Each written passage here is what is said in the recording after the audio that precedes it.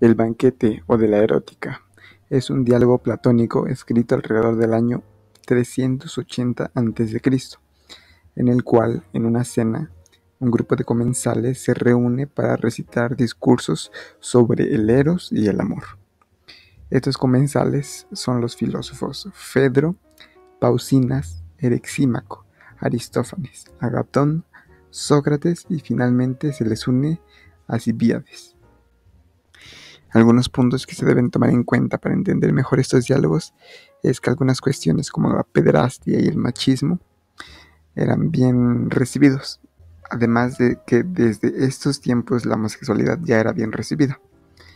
Incluso muchas veces se consideraba superior a la heterosexualidad, pues se creía que los hombres eran superiores intelectualmente, entonces el lazo entre hombres daba como resultado mayor inteligencia.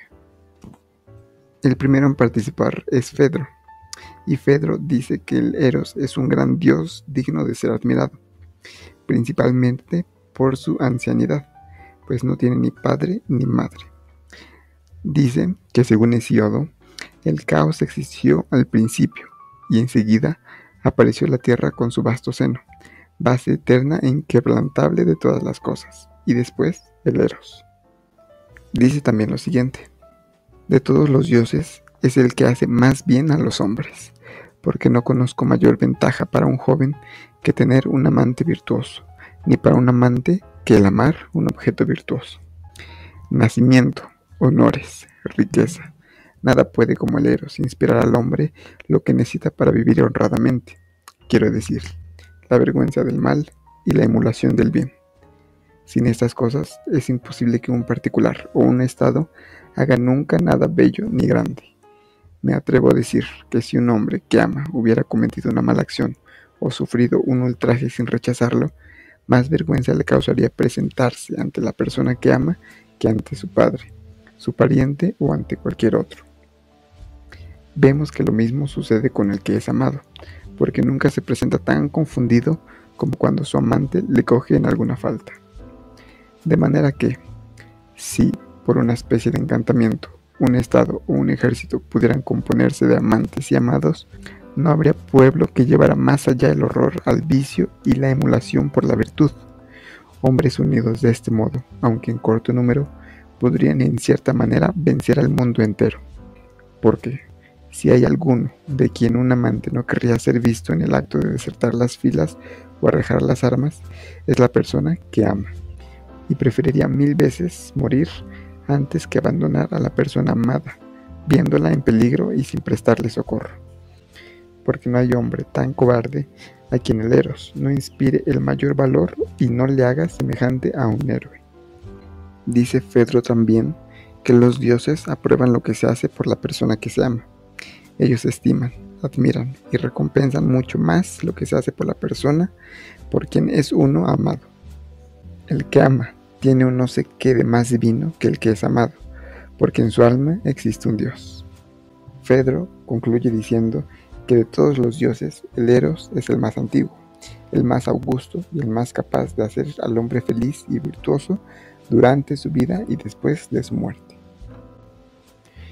El segundo en intervenir es Pausinas. Pausinas dice que la intervención de Fedro hubiera estado bien si solo existiera un Eros, a lo cual Pausinas dice lo siguiente: es indudable que no se concibe a Venus o a Afrodita, es decir, la diosa de la belleza, sin el Eros.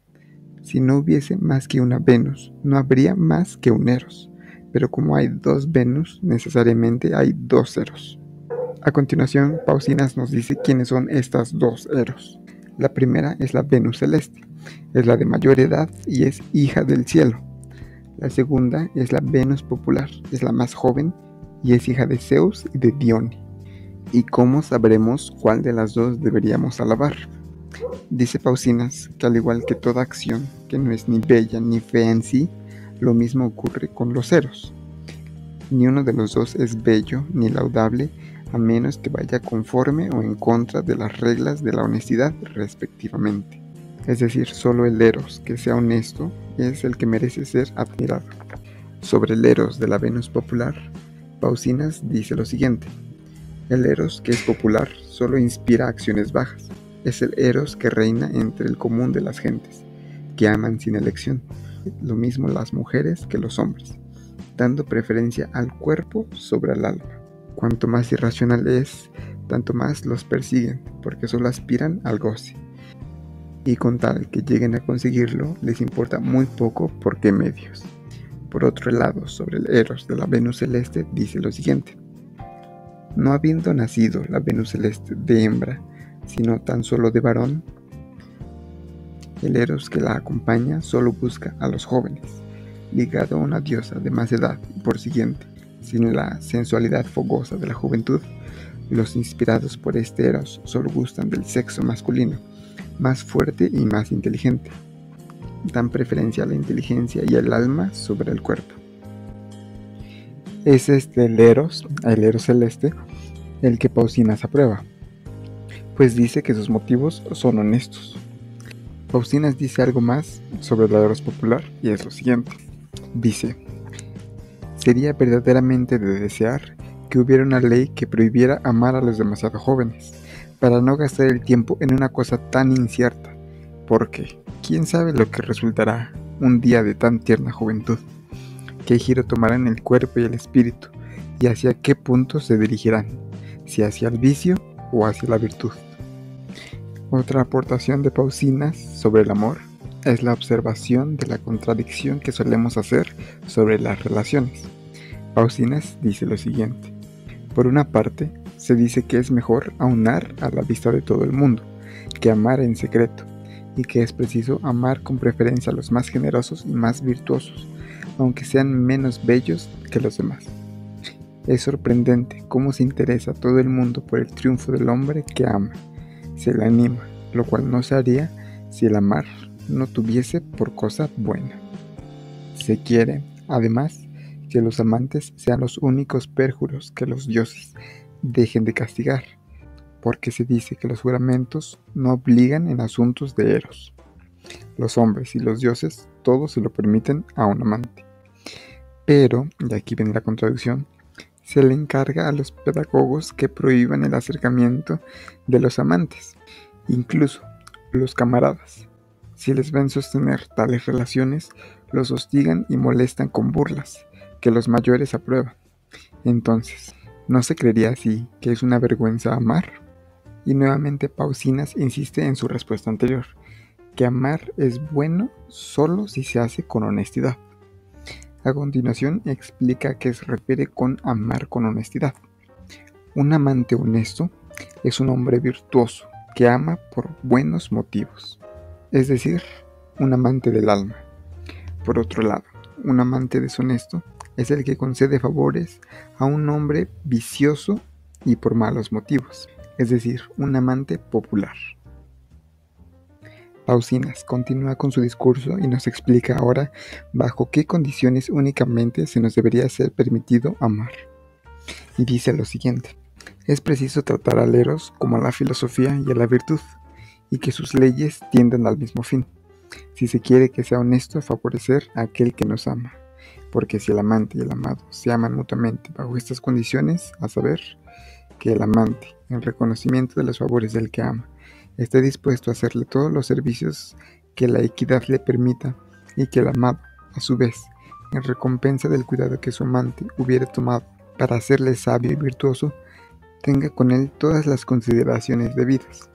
Si el amante es verdaderamente capaz de dar ciencia y virtud a la persona que ama, y la persona amada tiene un verdadero deseo de adquirir instrucción y sabiduría, si todas estas condiciones se verifican, entonces únicamente es decoroso conceder sus favores al que nos ama. El Eros no puede permitirse por ninguna otra razón. Es bello amar cuando la causa es la virtud. El siguiente en participar es Erixímaco. Erixímaco aprueba la distinción que Pausinas hizo anteriormente. Erixímaco agrega que el Eros no solo reside en el alma de los hombres, donde tiene por objeto la belleza, sino que hay otros objetos y otras 1000 cosas en que se encuentra. En los cuerpos de todos los animales, en las producciones de la tierra, en una palabra, en todos los seres. Eryxímaco dice además que los dos eros se complementan el uno al otro. Hace mucho hincapié en el contraste y la armonía de los elementos, pues dice Eryxímaco que es preciso crear la amistad entre los elementos más enemigos e inspirarles un eros recíproco.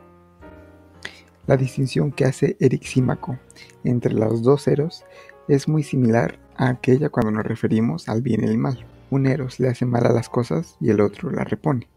Como Eryxímaco mencionó anteriormente que estos eros se encuentran en todas las cosas, pone algunos ejemplos, entre ellos la medicina, porque él es médico, y dice que en el caso de la medicina, un buen médico sabe introducir el eros donde no existe y hace falta, y quitarlo del punto donde es perjudicial. Un médico de esta clase es un excelente práctico. En el caso de la música, dice lo siguiente: la unidad que se pone a sí misma concuerda consigo misma. Produce, por ejemplo, la armonía de un arco o de una lira. Es un absurdo decir que la armonía es una oposición o que consiste en elementos opuestos. En efecto, la armonía no es posible en tanto que lo grave y lo agudo permanecen en oposición, porque la armonía es una consonancia, la consonancia un acuerdo, y no puede haber acuerdo entre cosas opuestas, mientras permanecen opuestas. Y así, las cosas opuestas que no concuerdan no producen armonía. ¿Se dan cuenta cómo la distinción del eros para Eryxímaco es más bien como de bien y mal, pero no en tanto son contrarios, sino más bien en tanto son complementarios? Para Eryxímaco, en esto consiste el poder del eros. Ahora es el turno de Aristófanes. Aristófanes dice que los hombres en realidad ignoran el verdadero poder del eros, y que si lo conocieran, le levantarían templos, altares y ofrecerían suntuosos sacrificios en su honor. Así, Aristófanes nos quiere dar a conocer el poder del eros, y para ello explica primero, a través de un mito, la naturaleza del hombre. Según Aristófanes, en épocas pasadas habían tres clases de hombres: los hombres primigenios, las mujeres primigenias y una mezcla de ambos, llamado andróginos. Dice además que estos seres tenían una forma esférica, con 4 piernas, 4 brazos, 2 semblantes y 2 órganos de reproducción. Eran robustos, vigorosos y de corazón animoso, así que tuvieron la grandiosa idea de un día subir al cielo y combatir con los dioses, por lo que Zeus optó por cortar las 3 especies en mitades, y enseguida mandó a Apolo a curar las heridas. Este reunió los cortes de la piel sobre lo que hoy se llama vientre, dejando una pequeña marca para que los humanos recuerden así su castigo, llamada hoy en día ombligo. Hecha esta división, cada mitad hacía esfuerzos para encontrar la otra mitad de que había sido separada, y cuando se encontraban ambas, se abrazaban y se unían, llevadas del deseo de entrar en su antigua unidad, con un ardor tal que abrazadas parecían de hambre e inacción, no queriendo hacer nada la una sin la otra. Zeus, motivado a compasión, decidió poner delante los órganos de la generación, porque antes estaban detrás, y se concebía y se derramaba el semen, no el uno en el otro, sino en tierra como las cigarras. Zeus puso los órganos en la parte anterior, y de esta manera la concepción se hace mediante la unión del varón y la hembra. De aquí procede el eros que tenemos naturalmente los unos de los otros. Él nos recuerda nuestra naturaleza primitiva y hace esfuerzos para reunir las dos mitades y para restablecernos en nuestra antigua perfección.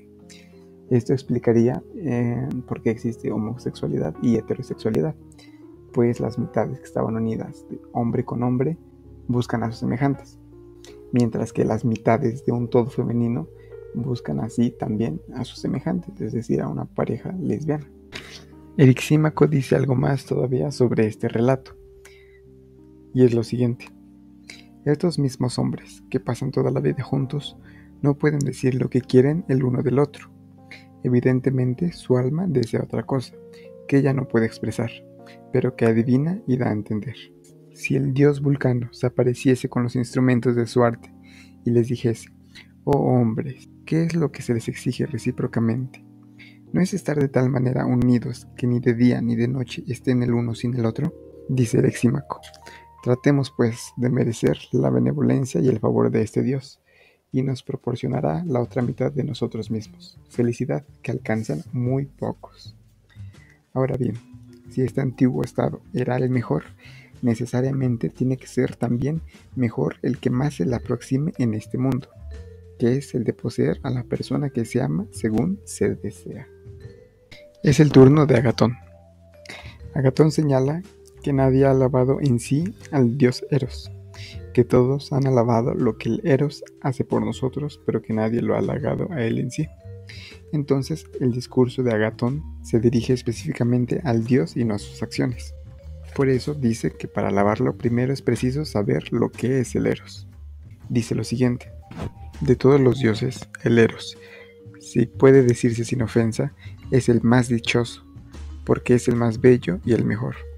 Es el más bello, Fedro, porque en primer lugar es el más joven de los dioses. Y él mismo prueba esto, puesto que en su camino escapa siempre a la vejez. El Eros la detesta naturalmente y se aleja de ella todo lo posible, mientras que acompaña a la juventud y se complace con ella, siguiendo aquella máxima antigua muy verdadera, que lo semejante se une siempre a su semejante. Agatón continúa con su discurso y dice lo siguiente: cuán delicado es el Eros, no marcha sobre la tierra, ni tampoco sobre las cabezas, que por otra parte no presentan un punto de apoyo muy suave, sino que marcha y descansa sobre las cosas más tiernas, porque es en los corazones y en las almas de los dioses de los hombres donde fija su morada. Hablemos de su virtud. La mayor ventaja del Eros es que no puede recibir ninguna ofensa de parte de los hombres o de los dioses, y que ni los dioses ni hombres pueden ser ofendidos por él, siendo la violencia incompatible con el Eros. Pero el Eros no solo es justo, sino que es templado en alto grado. En cuanto a su fuerza, Marte mismo no puede igualarle. El Eros es un poeta tan entendido que convierte en poeta al que quiere, y esto sucede aun cuando sea uno extraño a las musas, que son, por cierto, divinidades femeninas que inspiraban a los artistas. Ya casi para terminar, es el turno de Sócrates, y empieza para mí con una entrada increíble, pues con un par de preguntas desvalida casi por completo el argumento de todos los comensales. Empieza diciendo: ha sido una ridiculez el haberme comprometido con ustedes a celebrar a mi vez el Eros, y el haberme alabado de ser sabio en esta materia, yo que no sé alabar cosa alguna. En efecto, hasta aquí he estado en la inocente creencia de que en un elogio solo deben entrar cosas verdaderas, que esto era lo esencial, y que después solo restaba escoger entre estas cosas las más bellas y disponerlas de la manera más conveniente. Pero ahora resulta que este método no vale nada, que es preciso atribuir las mayores perfecciones al objeto que se ha intentado alabar, pertenezcanle o no, no siendo de importancia su verdad o su falsedad. Sócrates dice que él no es bueno para los discursos, entonces comienza con su interrogatorio habitual. Pregunta primero: ¿el Eros es un amor de alguna cosa o de nada? Porque si llamamos a alguien padre, esa persona es padre de algún hijo. Si llamamos a alguna persona hermano, es porque esa persona es hermano de otro. Y entonces, ¿el Eros de quién es amor? Sócrates continúa con su interrogatorio. ¿El Eros desea la cosa que ama? Si es que sí, ¿es poseedor de la cosa que desea? Porque es necesario, para desear, carecer de la cosa deseada. El fuerte no desea ser fuerte, pues ya lo es. El rico y sano no desea la riqueza ni la salud, pues ya los posee, quiera o no.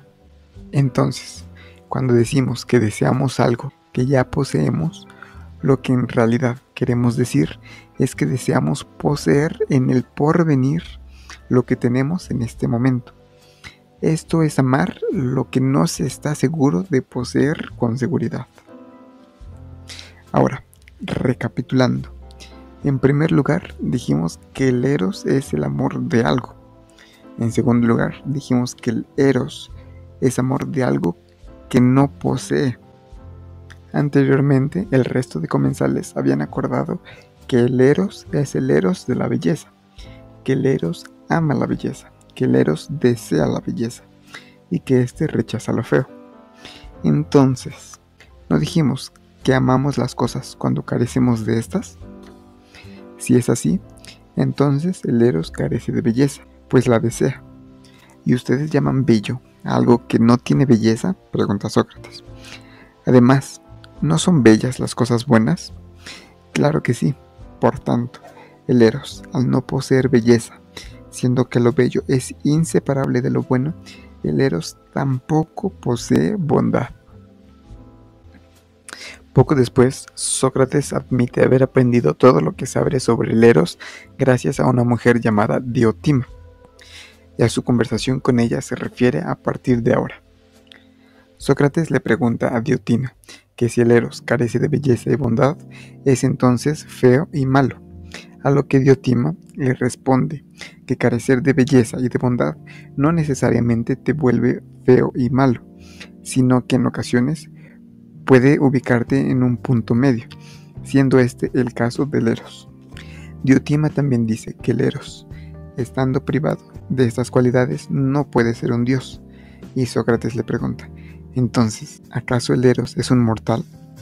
Y Diotima vuelve a insistir en su respuesta anterior, ya que no ser un dios no le hace necesariamente un mortal, sino más bien una cosa intermedia, un demonio, pues los demonios son la conexión entre los dioses y los mortales. Un demonio que nació en el festín el mismo día que la Venus, por eso siempre la acompaña. Es hijo de Penia y Poros, de ahí su herencia. De Penia sacó lo pobre, flaco y desasiado, y de Poros lo bello, lo bueno, varonil, atrevido y sus ganas de saber. Ocupa entonces un término medio entre la sabiduría y la ignorancia. Es en este punto cuando Diotima menciona algo muy interesante sobre la filosofía, y es lo siguiente. Ningún dios filosofa, ni desea hacerse sabio, puesto que la sabiduría es anexa a la naturaleza divina. Y, en general, el que es sabio no filosofa. Lo mismo sucede con los ignorantes.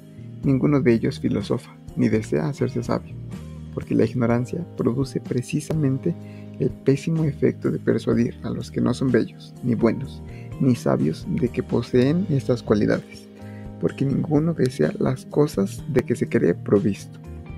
Entonces, ¿quiénes son los que filosofan, si no lo son ni los sabios ni los ignorantes? Dice Diotima que los que ocupan un término medio entre los ignorantes y los sabios.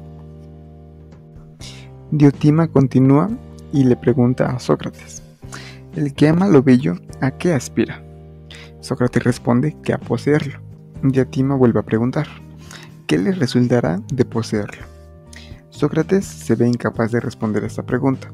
Entonces Diotima lo ayuda, cambiando el término para que Sócrates encuentre la respuesta más fácilmente y le vuelve a preguntar. Sócrates, el que ama lo bueno, ¿a qué aspira? Sócrates responde que a poseerlo. Diotima vuelve a preguntar, ¿y qué le resultará de poseerlo? Sócrates esta vez encuentra más fácil la pregunta y responde, se hará dichoso. Diotima aprueba esta respuesta y dice además que es esta la voluntad común de todos los hombres y no hay necesidad de preguntar por qué quieren ser dichosos. Pero, ¿por qué no decimos que todos los hombres aman, puesto que todos aman y siempre aman la misma cosa? Porque distinguimos una especie particular de Eros y le llamamos Eros, usando del nombre que corresponde a todo el género, mientras que para las demás especies empleamos términos diferentes. Por ejemplo, el término poesía expresa la causa que hace que algo pase del no ser al ser. Entonces, bajo esta definición, todo aquel que cree algo, incluyendo a los obreros, son poetas. Sin embargo, sería un poco ridículo llamar a todos poetas, ¿verdad? Entonces usamos diferentes nombres para cada uno. Esto es lo que ocurre en cuanto al Eros. Entonces, ¿a qué tipo de Eros es al que nos referimos? Diotima dice lo siguiente. En general, es el deseo de lo que nos hace buenos y nos hace dichosos. Y es este el grande y seductor Eros que es innato en todos los corazones.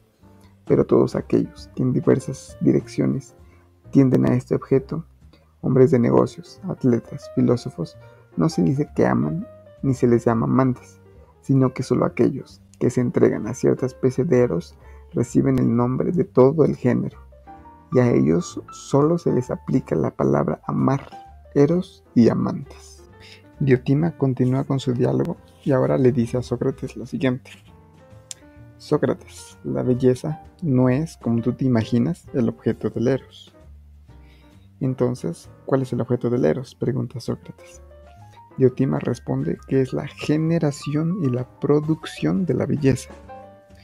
Dice Diotima: pues es la generación la que perpetúa la familia de los seres animados y le da inmortalidad, que consiente la naturaleza mortal.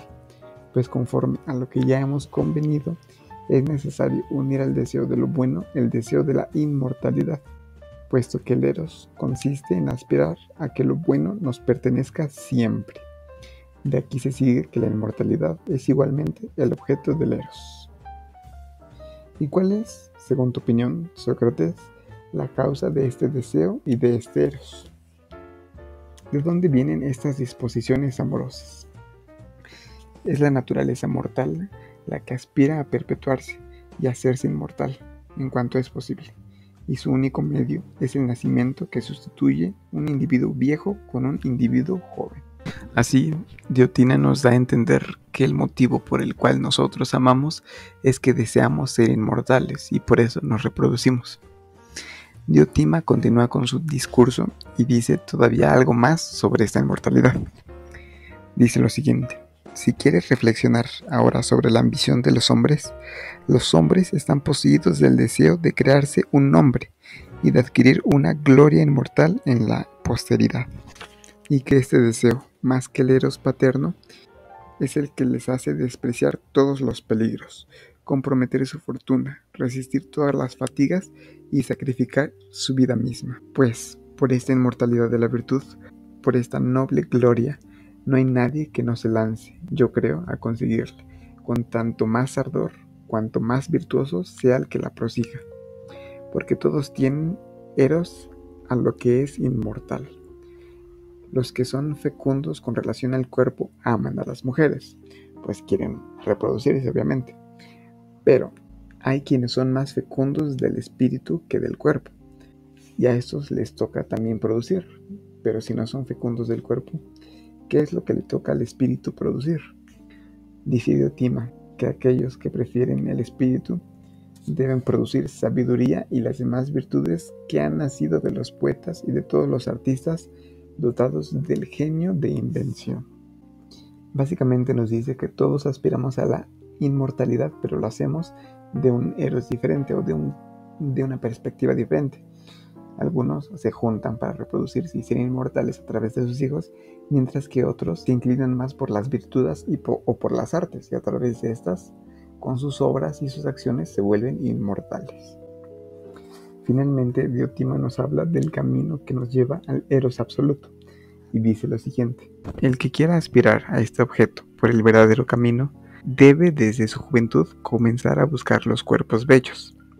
En efecto, si es preciso buscar la belleza en general, sería una gran locura no creer que la belleza que reside en todos los cuerpos es una e idéntica. Después, debe considerar la belleza del alma como más preciosa que la del cuerpo. Siguiendo así, se verá necesariamente conducido a contemplar la belleza que se encuentra en las acciones de los hombres y en las leyes, a ver que esta belleza por todas partes es idéntica a sí misma, y hacer por consiguiente poco caso de la belleza corporal. De las acciones de los hombres deberá pasar a las ciencias para contemplar en ellas la belleza, y entonces, teniendo una idea más amplia de lo bello, no se verá encadenado como un esclavo en el estrecho eros de la belleza de un joven, de un hombre o de una sola acción, sino que lanzado en el océano de la belleza y extendiendo sus miradas sobre este espectáculo, producirá con inagotable fecundidad los discursos y pensamientos más grandes de la filosofía, hasta que, asegurado y engrandecido su espíritu por esta sublime contemplación, solo perciba una ciencia, la de lo bello. A esto Diotima se refiere como al término de la iniciación, que sería básicamente como una contemplación total de la belleza, no solamente del cuerpo, no solamente del alma, no solamente de las artes, sino una contemplación total de la belleza que se encuentra en todas las cosas. Y dice por último, y llegado al final, al término de la iniciación, percibirá como un relámpago una belleza maravillosa, aquella, oh Sócrates, que era objeto de todos sus trabajos anteriores, belleza eterna, increada e imperecible, exenta de aumento y de disminución. Porque el camino recto del Eros, ya se guía por sí mismo, ya sea guiado por otro, es comenzar por las bellezas inferiores y elevarse hasta la belleza suprema, pasando, por decirlo así, por todos los grados de la escala de un solo cuerpo bello a dos, de dos a todos los demás, de los bellos cuerpos a las bellas ocupaciones, de las bellas ocupaciones a las bellas ciencias, hasta que de ciencia en ciencia se llega a la ciencia por excelencia, que no es otra que la ciencia de lo bello mismo, y se concluye por conocerla tal como es en sí. Básicamente, Diotima nos dice que para contemplar la belleza debemos contemplar todas las bellezas, incluso aquella belleza que podría parecer de una categoría más baja. Diotima continúa con su discurso y dice: si por algo tiene mérito esta vida, es por la contemplación de la belleza absoluta. Así termina la intervención de Sócrates. Ahora llega un invitado sorpresa a la cena, y este personaje es Alcibíades. Cuando Sócrates termina con su discurso, interrumpe a Alcibíades en la cena, llegando borracho. Alcibíades, por cierto, es el amante de Sócrates. Está enamorado de él, pero parece ser que Sócrates no le corresponde. Cuando se le pide a Alcibíades recitar un discurso en honor al Eros, responde que no podría halagar a nadie más que no fuese a Sócrates, pues éste se pondría muy celoso. Entonces, en su lugar, decide recitar un elogio a Sócrates. Entre sus halagos, Alcibíades dice que a Sócrates no se le puede comparar con ningún otro hombre, pues es muy especial. A él se le debe comparar con los silenos, que era un ser mitológico en la antigua Grecia. Dice que en especial se le debe comparar con el sileno Marcías, quien es muy hábil con su flauta y con sus bellas melodías encanta a los hombres. Dice Alcibíades que la diferencia entre Marcías y Sócrates es que Sócrates no necesita flauta, sino solo sus discursos, haciendo que Alcibíades huya como quien huye de las sirenas, tapándose los oídos para no ser atraído y hechizado por sus discursos.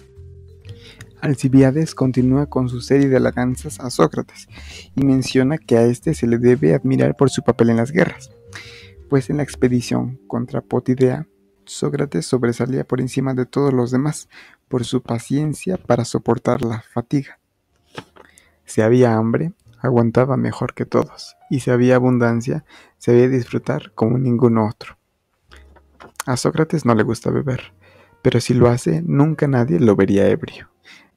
En el invierno, cuando nadie se atrevía a salir estando calzados, Sócrates salía descalzo y marchaba con gran facilidad.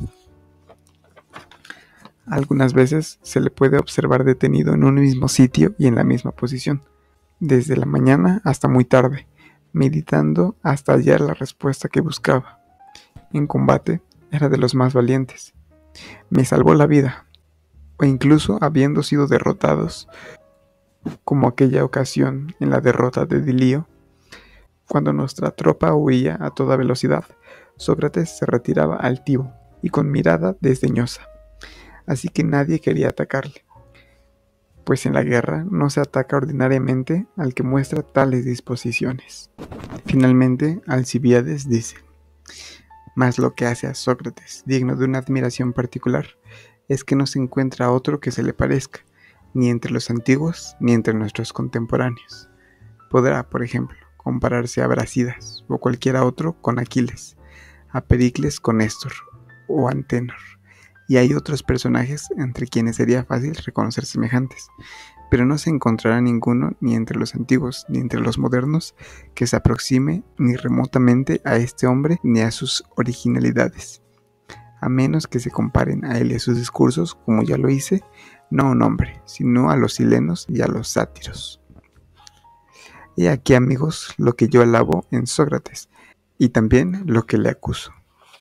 Todos los comensales comenzaron a reír porque se dieron cuenta de que Alcibíades seguía enamorado de Sócrates, y continuaron bebiendo y comiendo hasta el día siguiente. Y así termina este diálogo platónico llamado El Banquete.